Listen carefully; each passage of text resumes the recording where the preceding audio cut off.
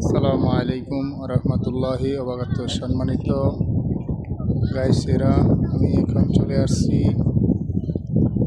জাবালে হেরা। নবীজি এখানে এই পাহাড়ের দিকে উঠে জাবের রাদিয়াল্লাহু বাড়ি ছিল ওখানে ছেড়ে, ওখানে নবীজি 3 দিন এখানে সেজদায় ছিলেন। এই সেই জায়গা।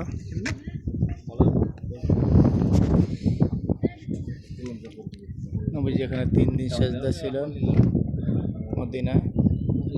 সাহাবীরা নবীজিকে খুঁজে পায় নাই, তারপরে নবীজি মদিনার এই গাতে এখানে সেজদা ছিলেন। এখনো মাশাআল্লাহ অনেক সেন্ট আসতেছে এখানে। আল্লাহ তাআলা সব ভাইদেরকে এখানে আসার তৌফিক দেন ইনশাআল্লাহ। আল্লাহ তাআলা আমাদের সকল মনের আশা পূর্ণ করুক। মদিনা শহর, এই পাহাড়টার পিছনে হলো খন্দকের সাবা মসজিদ বলে।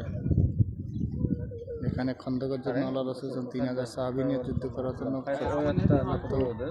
করছিলেন।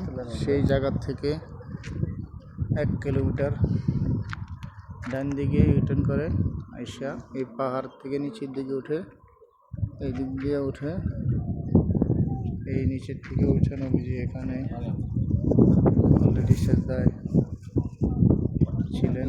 সাহাবীদেরকে পরবর্তীতে এখানে খুঁজে আইয়া পান জাবের রাদিয়াল্লাহু তাআলা, আরও অন্যান্য সাহাবী যারা ছিল এখানে নবীজিকে সেজদা অবস্থা পান।